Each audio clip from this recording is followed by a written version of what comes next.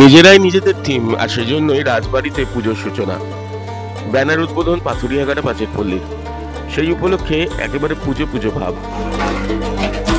নিজেদের ঢাক নিজে পেটান অনেকেই। আমরাই আমাদের থিম, এ কথা কেন বলছেন জানালেন পুজো উদ্যোক্তা 24 নম্বর ওয়ার্ডের কাউন্সিলর ইলোরা সাহা।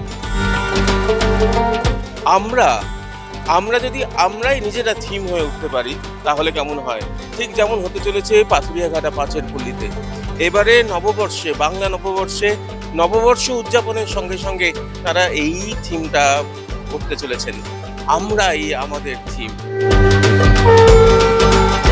আমাদের পাথুরিয়াঘাটা পাঁচের পল্লী এবছর 86তম বর্ষ। আমাদের মূল চিন্তাভাবনায় থাকবে এই পাথুরিয়াঘাটার ইতিহাস।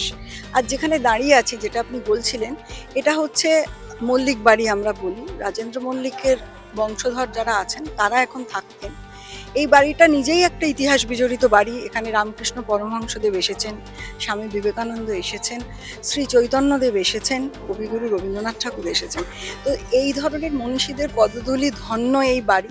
এবং এই বাড়ির আজকে হয়তো সেই পুরনো জাঁকটা নেই, কিন্তু এই যে বাড়িটা নিজেই একটা ইতিহাসের সাক্ষী হয়ে দাঁড়িয়ে আছে। আর যেহেতু আমাদের পুজো এবার এই পাথুরিয়াঘাটার ইতিহাস নিয়ে, তাই জন্য আমরা ব্যানার উদ্বোধনের অনুষ্ঠানটা এখানে করলাম। এবং আগামী দিনে আমরা এই পাথুরিয়াঘাটার হারিয়ে যাওয়া কিছু শিল্প আছে, যে শিল্পের আঁতুড়ঘর কিন্তু এই পাথুরিয়াঘাটা অঞ্চল, সেগুলোও আমাদের চিন্তাভাবনার মধ্যে থাকবে। সব মিলিয়ে এবারে আমাদের পাড়ার ইতিহাসটাই আমাদের পুজোর একটা মূল বিষয়।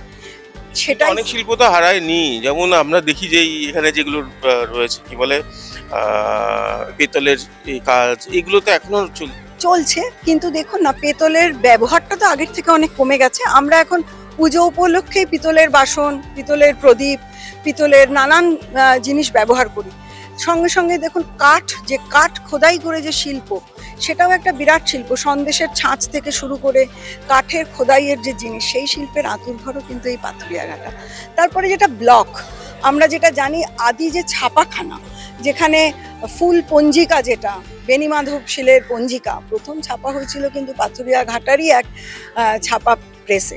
তো আর বলবেন না, অনেক বলে দিচ্ছেন, তার কারণে আমি এটি বলবো যে তাহলে কি আমি আমার থিম বা আমরাই আমাদের একদম, আমরা পাথুরিয়াঘাটা নাগরিকই এবার হয়তো স্বমহিমায় 86তম বর্ষে থাকবো।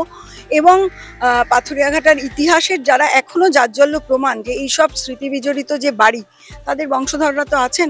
এবং পুরো তথ্য সাপেক্ষে আমরা সেটা তুলে ধরবো যে এই পাথুরিয়াঘাটা আজকেও কতটা আলোচ্য বিষয় এবং প্রধান কেন্দ্র।